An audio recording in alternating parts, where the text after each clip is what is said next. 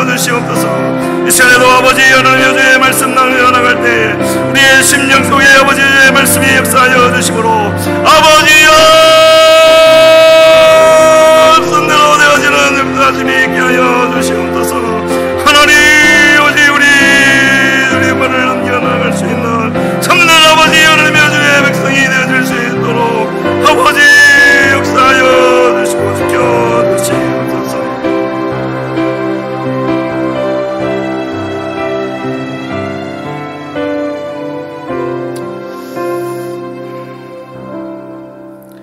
아멘. 하나님의 말씀 찾아보시겠습니다. 시편 126편 4절로 6절입니다. 시편 126편 4절부터 6절까지 함께 읽겠습니다. 여호와여 우리의 포로를 남방 시내들 같이 돌려보내소서. 눈물을 흘리며 씨를 뿌리는 자는 기쁨으로 거두리로다. 울며 씨를 뿌리러 나가는 자는 반드시 기쁨으로 그 곡식단을 가지고 돌아오리로다. 아멘. 최근의 일은 아니지만 한 30-40년 전쯤에, 그러니까 우리나라 80년 되니까 40년쯤 전에 일본의 어떤 분이, 고모로 나오키라는 분이 그런 말을 했다 합니다. 한국 사회는 붕괴되고 있다. 그렇게 말을 한 근거로는 두 가지를 했는데, 첫째, 기업가들이 장인 정신을 지금 잃어버렸고, 두 번째는 흔히 우리가 하는 말로 헝그리 정신을 잃어버렸다는 겁니다. 그래서 장인 정신을 잃어버렸다는 것은 일을 빨리는 하는데 해놓고 후회한다 하는 그런 설명을 붙였고요. 그리고 헝그리 정신이 없어졌다는 말은 이제 절실함이 없어졌다는 거죠. 우리나라의 그런 뭐라 그럴까요? 최대의 강점이라고 할 수 있었던 그런 이 두 가지가 없어지는 것을 보고 그 일본 분은 그렇게 평가를 했다고 하는데, 그거는 이제 어떤 우리 신앙이나 영적인 것이 아니라 일반적인 눈에 보이는 그런 물리적인 사회를 두고 말을 한 것이었죠. 그런데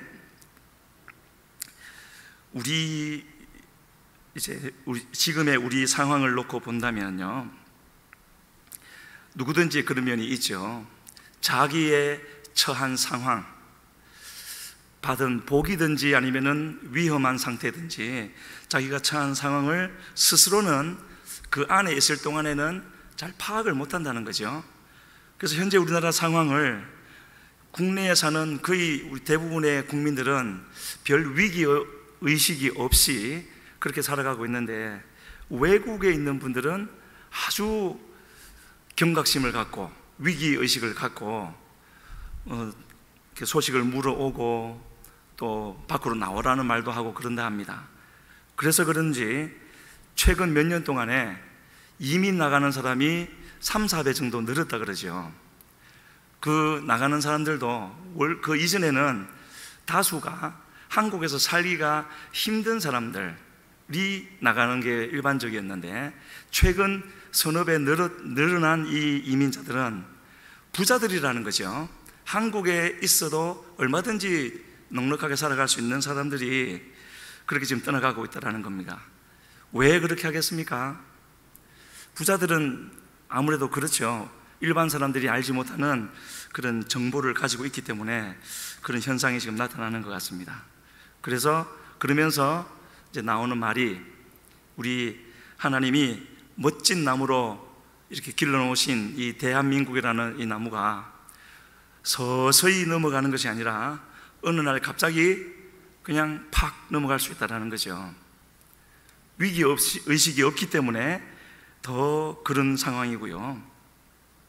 얼마 전에 우리 오셨던 군대에 투스타로 전역하시고 목사님이 되셨던 이종근 목사님도 그와 관련해서 참 큰 염려를 표명하시는 것을 제가 옆에서 들은 적이 있습니다.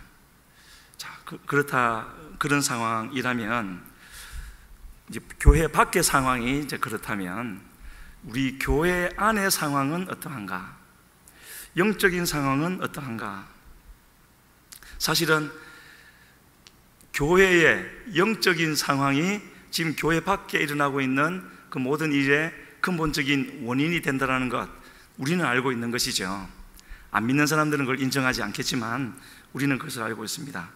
그럼 우리의 현재 상황은 어떻습니까? 한마디로 이전만 못하다, 이렇게 말을 할 수 있겠죠. 어떤 면에서 그렇겠습니까? 예배는 계속 진행되어지는데 불이 임하는 역사가 자꾸 줄어드는 거죠. 우리 각자 스스로 한번 이제 물어본다면, 나에게, 우리 자신에게, 다른 사람은 이런 문제를 다른 사람은 말하면 안 되겠죠. 나에게 성령의 불로 가득 채워졌던 적이 최근에 언제인가 하는 것을 우리가 생각해 본다면, 최근에까지 그런 분들도 있겠지만 전체적으로 볼 때 점점 줄어들어가는, 그래서 교회 수는 여전히 많고 또 신학생도 매년 쏟아져 나오지만, 그러면 그 불의 숫자가 더 늘어야 되는데 그렇지를 않은 거죠. 그래서 무너져 가고 있다는 겁니다. 앞으로 우리가 지금 처한 상황, 앞으로 펼쳐질 상황을 생각해 볼 때, 최근 들어서 우리나라도 그렇고 전 세계적으로 나오는 말이 위드 코로나, 그런 말을 하죠. 코로나를 퇴치하거나 그런 것이 아니라 함께 살아간다는 겁니다. 일반 감기처럼, 유행병처럼 이렇게 왔다가 가고 왔다가 가고. 그래서 영국이나 덴마크 이런 나라들은 지금 방역을 아예 해제했습니다. 전혀 거리 두지 않고 이전처럼 그렇게 하는데, 우리나라에서도 나오는 말이 코로나 출구 전략이라는 단어가 이제 정부에서부터 나오고 있는데, 언젠가는 이것이 해제될 때가 오겠죠. 위드 코로나가 되어지면. 그러면 그때 되면은 우리 교회 앞에 펼쳐질 상황은 어떻게 될 것인가? 어떻게 될 것 같습니까? 1차적으로 두드러지게 나타나는 현상은, 사람에게는 보상 심리라는 게 있죠. 한동안 어떤 이유로 뭘 하고 싶었던 걸 하지 못하다가 그 하지 못하게 했던 이유가 해결되고 나면은 하는데, 이전에 하지 못했던 것까지 해서 그냥 확 해버리죠.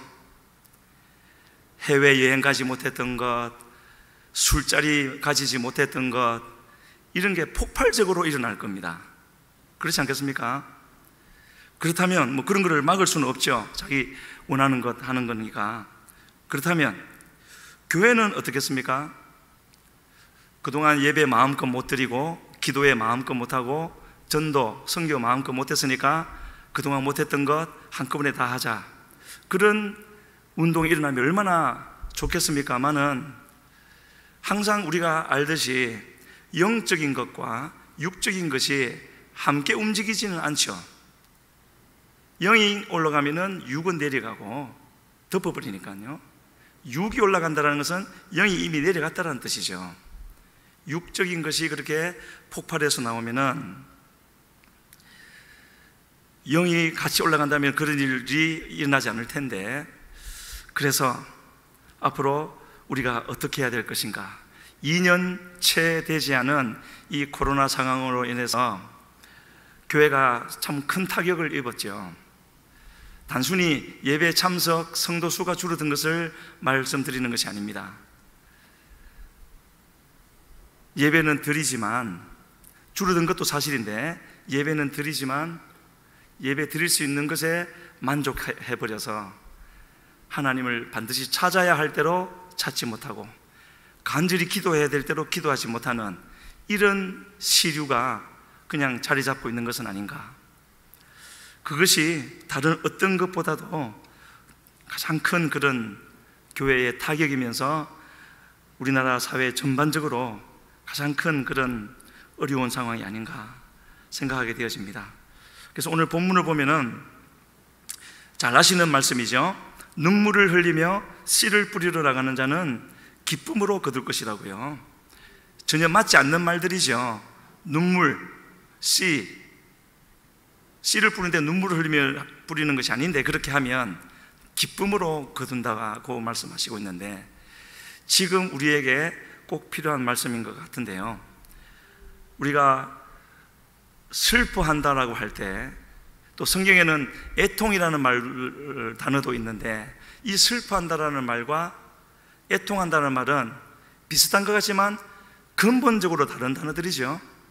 슬퍼한다라는 말은 나한테 안 좋은 일이, 나나 아니면 내 주변 사람들이나 내가 속한 공동체에 안 좋은 일이 생겨서 슬퍼하는 것이고, 성경이 말씀하시는 애통한다라는 말은요, 전혀 나 개인적인 어떤 차원의 나쁜 일이 생겨서 그런 것이 아니라 하나님 때문인 것이고 우리의 영에 관한 것이죠.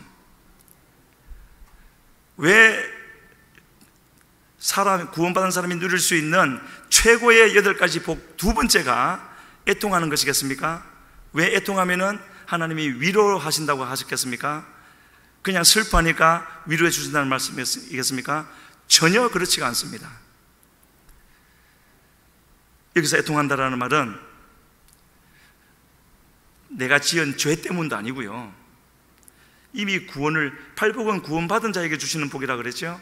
구원을 받고 성령이 임하여서 영의 눈이 열려서 하나님을 발견하게 되어지고, 그리고 내 자신을 보니까 하나님이 어떤 분이신 줄 알면서 동시에 깨닫게 되어지는 것은, 하나님은 우리 인간을 원래 이런 존재로 만들었고 지금도 그렇게 되기를 원하는데, 거기에서 너무 멀리 떨어져 있는 나의 모습, 또 여전히 죄를 추구하고 세상 것을 추구하는 나의 모습을 보고 그 큰 격차를 보고 안타까워서 우는 것이 애통하는 것이죠. 또 나 자신뿐만 아니라 내 옆에 있는 사람도 똑같은 경우에서,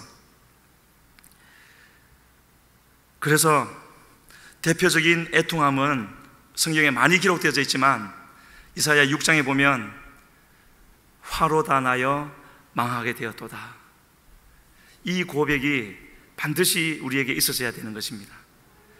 없었다면 아직은 하나님을 만나야 할 대로 만나지 못한 것이지요. 믿고 있지만 가야 할 길을 아직 다 못 간 겁니다. 그런데 예수님께서 오셔서 어떻게 참 이상한 말씀을 하신 것이 우리가 조금 전에도 나누었지만, 왜 애통하는 자가 복이 있는가, 이 말씀 속에 담겨져 있는 그 뜻, 그리고 이 말씀이 진리가 되고 사실이 되는 것은, 첫 번째는 이 말씀을 예수님이 하셨다라는 것이고, 두 번째로 이 말 속에 담겨져 있는 기본적인 뜻은, 왜 애통하는 것이 복이 있는가, 사람에게는 영이 있기 때문인 것이죠. 그렇지 않고 그냥 육신, 우리의 몸, 우리의 마음을 가지고 말한다면 이런 말 자체가 성립될 수 없는 것입니다. 주님이 애통하는 자에게 복이 있다고 할 때 이와 같은 이유로, 세상적인 것 때문이 아니라 하나님의 원하시는 것과 지금 나의 현재의 모습과 그 큰 격차 때문에 슬퍼하고 애통하는 그 사람에게는 하나님이 그런 사람을 찾고 계시기 때문에 그 심령에 하나님이 은혜를 부어주신다는 것이죠. 그래서 복이 있다고 말씀하시는 것이고, 그래서 우리는 우리에게 다른 모든 피조물에는 없지만 우리에게는 영이 있다는 것을, 우리는 영적인 존재라는 것을 알게 되어지는 것입니다. 그래서 우리의 육신도 눈물을, 어떤 슬픈 거나 이런 것을 보고 눈물을 흘리고 나면 마음이 시원해지는 카타르시스가 있기 마련인데, 우리 영에도 눈물이 있게 되어지면, 흐르게 되어지면 똑같은 하나님의 위로로 말미암아 영이 새롭게 되어지고, 전혀 상황은 바뀐 것 없지만 마음에서 기쁨이 넘치게 되어지는, 그래서 앞으로 달려가게 되어지는 그런 일이 있지 않습니까? 이것을 두고 애통하는 자는 복이 있다고 말씀을 하시는 겁니다. 이런 말은 우리가 기분 좋은 말은 아니지만 우리끼리니까요, 언제인지는 알 수 없지만 밖에서 오신 분들, 우리 교회를 방문하신 분들, 그리고 은혜홀에 가서 기도하신 분들 중에 적지 않은 분들이 그런 말을 했습니다. 해운대 순복음교회 은혜홀 정말 좋은 곳이다. 그냥 기도하기에 좋은 것일 뿐만 아니라 거기 가면 기도가 된다는 거죠. 어떤 분은 불 기둥이 서 있는 것 같은 느낌을 받았다고도 하는 말을 들었습니다. 기도를 많이 했기 때문에 하나님이 기도의 은혜를 주신 것이죠. 왜 그런 기도의 은혜를 주시겠습니까? 하나님이 세운 교회이기 때문에, 그리고 기도의 은혜는요, 교회의 존립 자체의 가장 중요한 것 중 하나가 아니겠습니까? 없어서는 안 되는 것이죠. 그런데 다시 회복해야죠. 이렇게 기도 얘기를 할 때면은 떠오르는 장면 하나는, 지금은 은혜오리 우리 장의자들이 많이 있지만, 절반 정도 공간을 차지하면서 있지만, 원래는 없었죠. 없었는데 거기가 새벽 예배면 다 찼습니다. 그리고 금요 기도회면 앞에 온 분들이 다 자리를 채웠기 때문에 조금 늦게 오신 분은 자리가 없어가지고 찬양 인도하다가 전체 일어서 앞으로 밀착해서 뒤에 공간을 만들고 그렇게 했었죠. 그때가 다시 오기를 우리가 기도해야 될 것이고 올 줄로 믿습니다.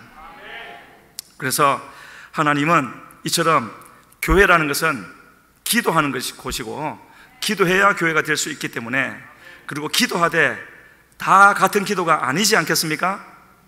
하나님이 받으시는 기도가 있고 하나님이 받으시는 예배가 있고, 그렇지 않은 기도, 그렇지 않은 예배도 있는 것이죠.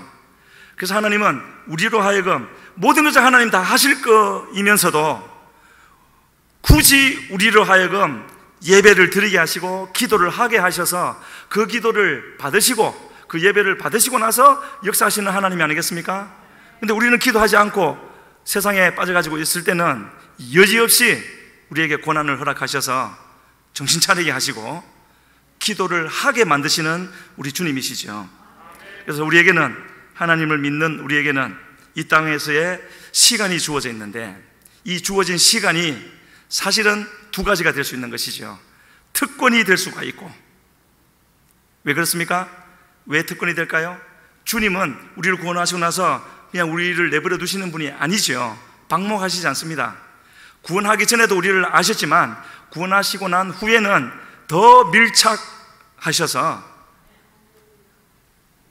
일거수일투족, 우리 입에서 나오는 말, 우리 마음에서 일어나는 생각 다 아시는 분이시죠. 그렇게 인도하시고 아무데나 가시는 것이 아니라 목표를 정해놓으시고 약속의 땅으로, 가나안으로 인도하시는 분이시기 때문에 이 땅에서 우리에게 주어진 시간이라는 것은 우리를 한없이 더 나은 존재로 만들 수 있는 좋은 기회가 되어지는 것입니다. 그것을 두고 변화라고 말을 합니다. 그런데 그런 좋은 의미의 변화만 있는 것이 아니라 반드시 인도하시는 그 인도하심을 따르지 않고 하라고 명령하시는 것을 하지 않을 때는 그것을 뭐라고 그러지요? 변질이라고 그러지요. 중간지대는 없습니다. 우리에게는 항상 이 두 가지가, 변화의 길을 따라가든지 변질에 의해서 옆으로 어긋나든지 왔다 갔다 하기도 하겠죠. 주님은 이처럼 우리를 인도하시는 분이신데 결코 어떤 어려운 것, 우리가 할 수 없는 것을 말씀하시는 것이 아니라 예레미야를 통하여서 이제 남유다의 멸망을 작정하시고 책망하실 때, 책망하시기 직전에 이런 말씀을 하셨습니다. 2장 2절에, 예레미야 2장 2절에 제가 읽어드릴게요. 가서 예루살렘의 귀에 외칠지니라. 여호와께서 이와 같이 말씀하시기를, 내가 너를 위하여 내 청년 때의 인애와 내 신혼 때의 사랑을 기억하노니. 청년 때의 인애와 신혼 때의 사랑을 기억하신다고 했는데 거기가 언제인 줄 아십니까? 바로 그 뒤에 나옵니다. 곧 씨 뿌리지 못하는 땅, 그 광야에서 나를 따랐음이니라. 출애굽해서 가나안으로 가는 그 광야 40년 동안에 구름 기둥이 일어나면은 텐트를 걷고 구름 기둥이 내리면은 텐트를 치고 그렇게 따라간 그것을 두고 청년 때의 인애, 신혼 때의 사랑이라고 하시면서 기억하신다고 말씀하고 있습니다. 이렇게만 따라가도 주님은 가나안으로 인도하시는 분이시죠.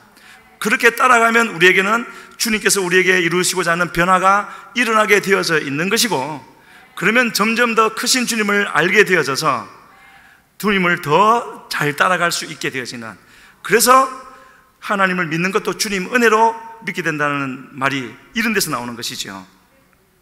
광야에서 그렇게 많은 반역을 했지만 따라가기만 하니까 주님이 그것을 귀하게 여겨주신다고. 우리 삶이 그렇지 않습니까? 반역한 적 한 번도 없으십니까? 그러면 정말로 훌륭한 분이십니다. 하지만 그렇게 반역하는 것, 사실은 우리가 그렇게 반역을 한다는 것을 또 다른 측면으로 놓고 본다면 이게 바로 아까도 말씀드린 것처럼 영적인 세계가 있기 때문에, 영의 세계가 있기 때문에 그 영의 세계에는 하나님도 계시지만 사탄도 있기 때문에 바로 우리 속에서 그런 하나님을 따라가다가도 하나님을 반역하고 거역하고 따라가지 않는 그런 일도 일어나게 되는 것이죠.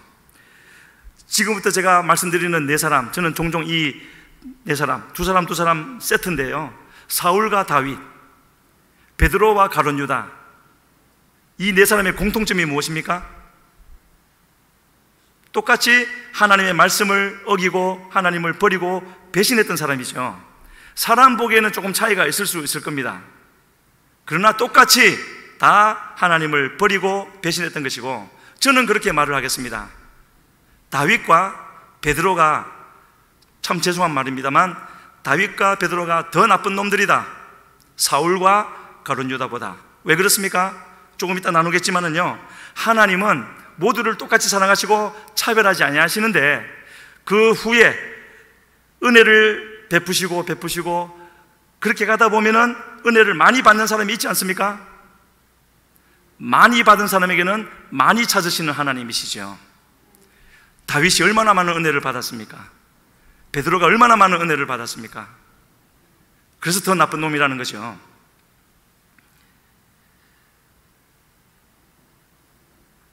우리의 믿음의 조상이라고 하는 아브라함을 생각해 볼 때, 그에게 주어졌던 마지막 시험, 창세기 21장 끝에서 시작되어지는 하나님의 마지막 시험, 그 시험은 사흘길 떨어져 있는 곳에, 모리아 산이라고 하는 곳에 가서 아들을 죽이는 것이었죠. 그 길을 그냥 갔겠습니까? 무덤덤하게 갔겠습니까? 울면서 갔겠죠. 계속 울면서 갔지 않겠습니까? 자기 아들을 죽이러 가는데요. 말씀 묵상하는데 그렇게 생각이 되어졌습니다. 그 무거운 발걸음을 멈출 수도 없고 계속 옮기면서, 그리고 울면서, 그 울음을 통하여서 이 아브라함의 마음속에는 용광로가 생겼을 것입니다. 그래서 하나님이 그 명령을 하시게 만들었던 그 이유, 믿음의 조상으로서 마음속에 두지 말아야 할 것들, 불순물들, 그것이 그 울음과 함께 녹아져 내렸을 것이고요. 마침내 그 산에 3일 만에 도착을 했을 때, 그는 그 출발하기 전과는 다른 사람이 되어져 있었던 것이죠. 그는 이전에도, 말하자면 지금 아들을 죽이러 가는 그거는 어떤 이성적으로도 안 되고 도무지 이유를 찾을 수가 없지 않습니까? 근거를 찾을 수가 없는, 울 수밖에 없는 그런 일이었는데, 그러나 그 길을 갈 수 있었던 것은요, 그 이전에도 이런 비슷한 경험이 두어 번 있었습니다. 하나님의 섭리 가운데, 내용은 다 아시니까요, 엘람의 그돌라오멜 연합군이 와서 소돔과 그 모든 도시 사람들을 다 잡아갈 때, 그 소식을 전해들은 아브라함이 몇 안 되는 동맹군을 데리고 가서 다 찾아오지 않습니까? 그것이 너무 고마워서 소돔 왕이 사람만 내게 보내고 모든 재물은 당신이 다 가져가십시오. 과한 선물이 아니겠죠. 다 죽었을 사람들인데. 그랬을 때 이 아브라함이 뭐라고 합니까?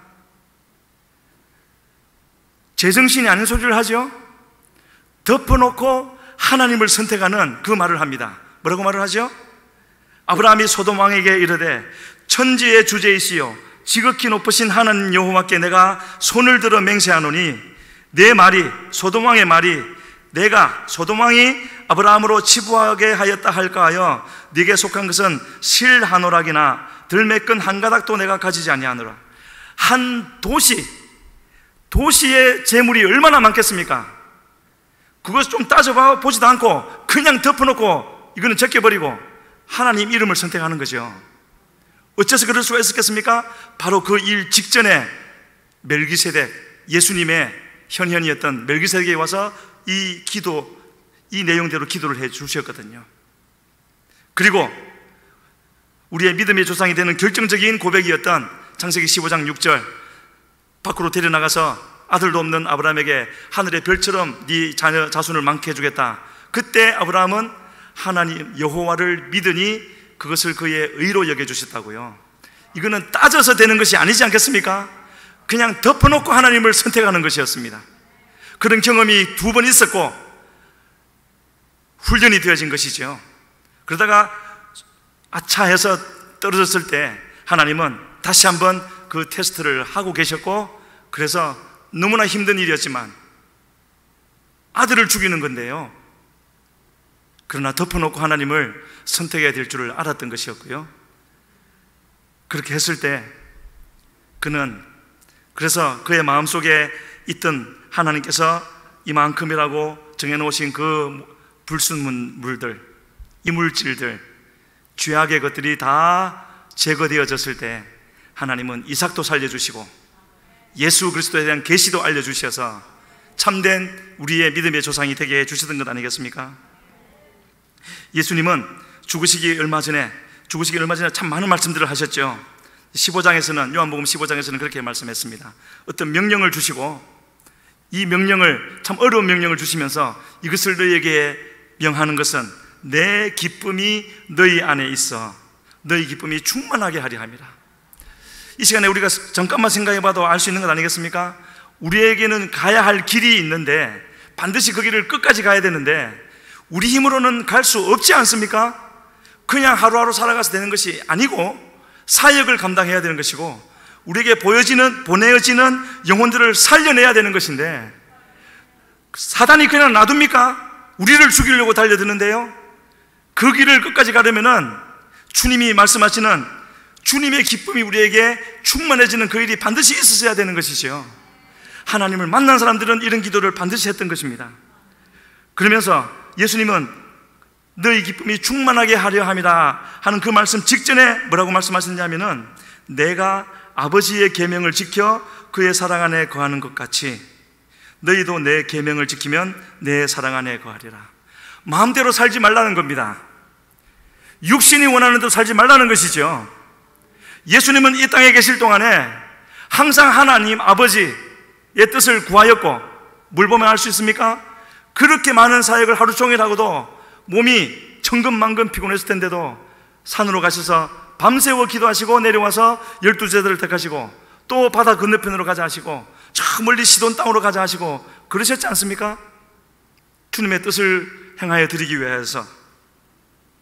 주님은 우리의 마음속에 우리가 당하게 될 그 모든 어려움들과 환난들과 시험들을 이길 수 있는 힘을 주기를 원하셨는데, 그렇게 하기 위해서 우리에게 말씀하시는 겁니다. 주 안에 거하라고요. 무엇이 주 안에 거하는 것이겠습니까? 항상 함께 하셔서 인도하시는 그 인도하심을 구하라는 것이죠. 광야에서 불기둥 구름기둥으로 인도하셨던 것처럼 구하면, 기도하면 주님이 옆에 계시면서 알려주시고 그 알려주신 대로 행하면은 주님의 기쁨이 우리 안에 충만하게 해주신다라는 겁니다. 그 기쁨이 우리에게 있으면 우리는 우리에게 오는 시험들이 무엇이 되었든지 이길 수가 있는 것이고 우리 앞에 놓여진 길을 갈 수 있다는 것이죠. 그것이 주님께서 우리에게 죽으시기 직전에 말씀하신 것이었고요. 아브라함은 그러한 것, 그 비법을 너무나 잘 알았습니다. 힘든 하나님의 명령일수록 철저하게 순종해야 된다는 건요.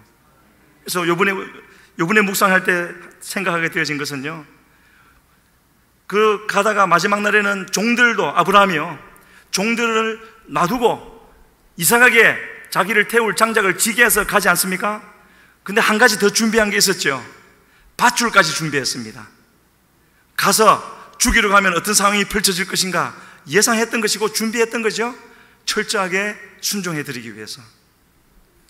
그렇게 철저하게 주의 말씀대로 순종하는 것이 그 순간에, 그 어려운 순간에, 그 힘든 순간에 할 수 있는 최선의 방법이라는 것을 아브라함은 경험을 통해서 알게 되었던 것이었고, 그래서 3일 전 알았던 하나님의 크기와 높이와 넓이, 3일 후 알게 되어진 하나님의 크기와 높이와 넓이는 많이 달랐을 것입니다. 그리고 이 하나님을 알고 난 후에는 자신의 모습도 더 분명히 알게 되어졌을 것이고, 하나님이 왜 그런 시험을 주셨는가도 알게 되어졌을 것 같습니다. 우리가 이와 같이 하나님의 명령을 받고 순종해야 할 때, 하나님을 신뢰해 드려야 할 때 우리가 절대로 잊지 말고 꼭 기억해야 될 것, 아까 예레미야 말씀을 드렸죠. 나라가 망할 것을 말씀하시고 망하는 것이 확정되어졌을 때 하나님의 본심을 말씀해 주시는 장면이 나옵니다. 우리 교회 앞에 있는 바위에도 적혀 있지 않습니까? 예레미야 29장 11절, 여호와의 말씀이니라. 너희를 향한 나의 생각을 내가 아나니 평안이요 재앙이 아니니라. 나라 망한다고 예레미야를 시켜서 그렇게 망한다고 예언을 하게 하시놓고는 평안이요 재앙이 아니라고 말씀하고 있습니다. 너희에게 미래와 희망을 주는 것이라고요. 이렇게 말씀하시는 하나님을 우리가 신뢰하고 있는지를 지금 확인해야 되는 것이지요. 내게 어떤 명령을 주실 때 나로서는 도무지 지키기, 순종해드리기 어려운 명령을 주실 때 반드시 결국에는 선을 이루실 하나님이시다. 그것을 믿는 믿음이 내게 있는가를 우리가 확인해야 되는 것입니다. 그 믿음이 없을 때는 자꾸 이유를 찾는 거죠. 그 말씀 순종하지 않아도 될 이유, 자기 합리화를 시키면서. 바로 그렇게 역사하시는 하나님은 성경에서 또 우리를 향하여서 반드시 죽어야 된다고 말씀하시는 것이 있지 않습니까? 하나님의 그 선하신 뜻과 계획을 계속 거스르는 우리의 육신의 생각, 우리의 육신의 뜻, 육신의 정욕, 이것은 옆으로 잠시 제껴두라고 하시지 않고요, 반드시 죽어야 된다고 말씀을 하고 있습니다. 그 하나님께서 이삭을 죽이라고 말씀하셨던 것이고요.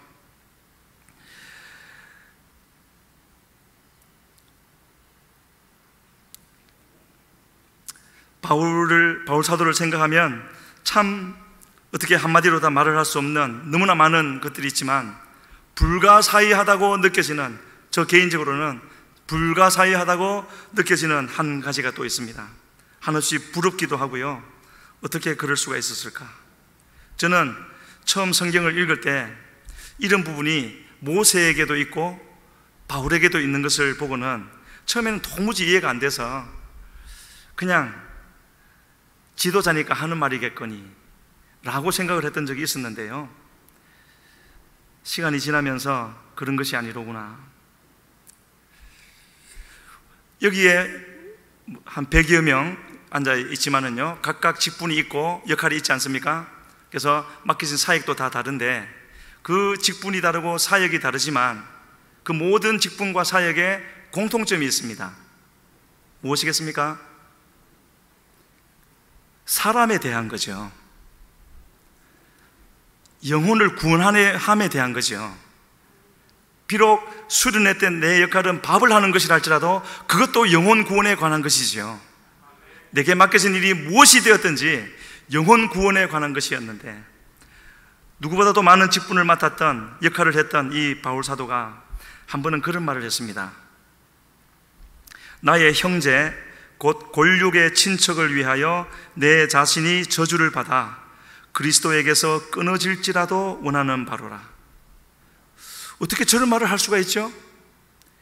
내 자신이 저주를 받아 그리스도에게서 끊어질지라도 원하는 것이 내 형제 골육 친척의 구원이라고요. 저거 진심이었겠습니까? 저 마음을 먼저 표현한 분이 누구죠? 바울 사도보다 먼저 표현한 분이 예수님이죠. 이 땅에 오셔서 저주를 받아서 죽으셨고, 육신만 죽으신 것이 아니라 음부에까지, 지옥에까지 떨어졌다가 거기서 죽음의 권세를 깨뜨리고 올라오신 분이 우리 예수님이 아니겠습니까?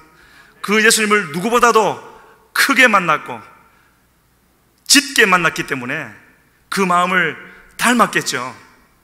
보통 사람은 알 수 없는, 그래서 저런 말을 한 것이겠구나 하는 그 정도만 짐작을 했습니다. 그래서 그는 그의 사역을 하면서 항상 저런 마음이 그에게 있었고, 한 번은 3차 성경여행을 마쳐지고 예루살렘으로 가는데 많은 환난과 결박이 있을 것이라고, 그리고 예루살렘에서 성전에서 결례를 행하는데 이런저런 이유로 오해가 일어나서 이방인을 성전에 데려갔다고 해서 사람들이 이 바울을 잡아서 이끌어내고 문은 닫히고, 그리고 이런 말이 나옵니다. 21장 31절에 그들이 그를 죽이려 할 때에 그 사람들이요, 바울을 이끌어가서 벌써 노구가 된 이 바울을 죽이려고 했답니다. 그 소동이 난 것을 천부장이 듣고 군대를 데려가서 급히 바울을 구했을 때 어떤 상황이었는지 아십니까? 그 군대가 오는 것을 보고 바울 치기를 그치는지라. 그냥 기분 나빠서 툭툭 치는 것이 아니었습니다. 죽이려고 치는 것이었죠.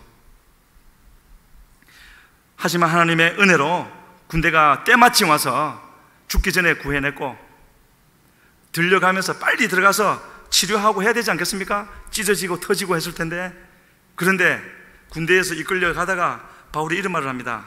천부장에게, 내가 당신에게 말할 수 있느냐? 그러고 하는 말이 뭔지 아십니까? 사도행전 22장에 나오지요. 그는 사람들을, 히브리 말로 하니까 사람들이 조용해져 가지고 듣고 있는데, 내가 너희에게 뭘 잘못했느냐? 그런 말을 하지 않았죠. 무슨 말을 했는가요?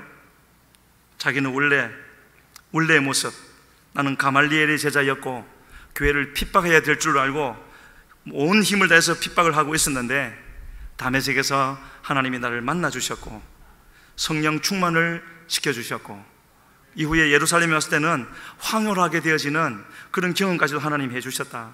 지금 왜 저 말을 하고 있겠습니까? 자기도 그랬지만 자기를 죽이려고 쳤던 그 사람들이 믿고 싫은 것이 아니라, 하나님을 알지 못해서, 이렇게 자기를 만나주신 하나님을 알지 못해서 그렇게 하고 있는 것을 애통해하는 마음으로 지금 복음을 전하고 있는 것이죠. 모르기 때문에.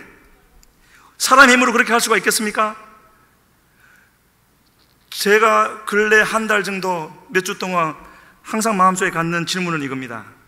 무엇이 그것을 가능하게 했나? 바울에게는 무엇이 있어서 그것을 가능하게 했나? 나에게는 그것이 있나?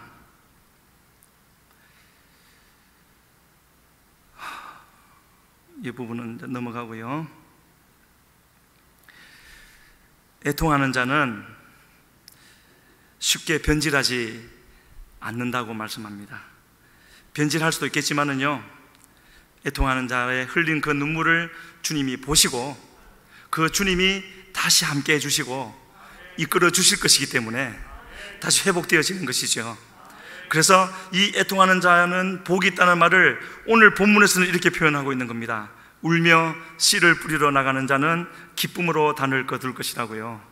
지금 우리는 능력이 없고 할 일은 너무 많고 우리가 할 수 있는 것은 많지 않는데 참으로 울 수밖에 없는 그런 상황 가운데 있습니다. 그러면 어떻게 해야 되겠습니까? 힘들다 하고 넋놓고 앉아 있으면 되겠습니까? 기도해야 되지요. 기도해서, 하나님, 나는 할 수 없습니다.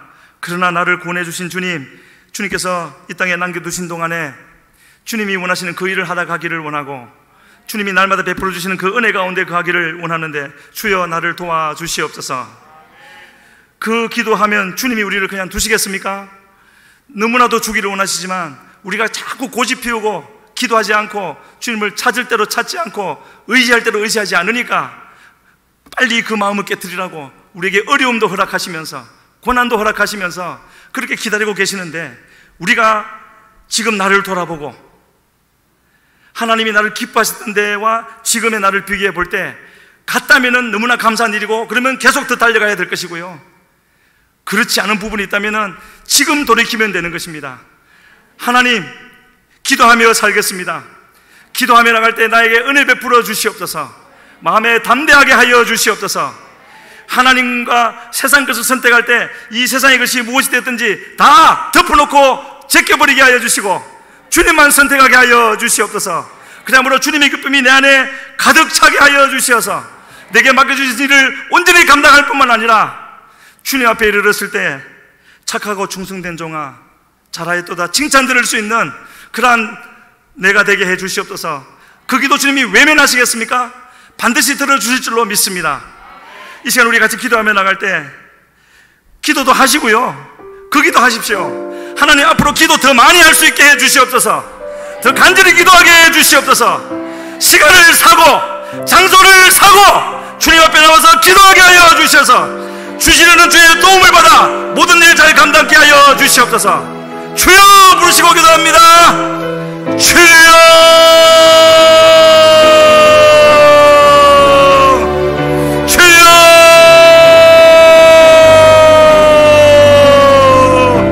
하나님, 너의 은혜를 허락하여 주시옵소서.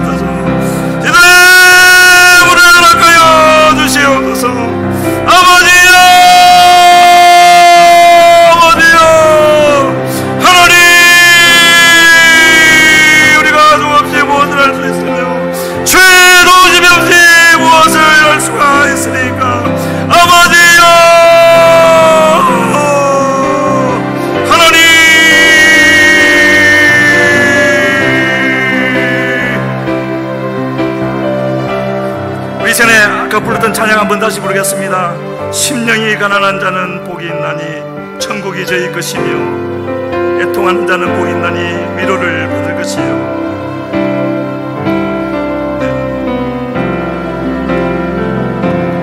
심령이 가난한 자는 천국이 저희 것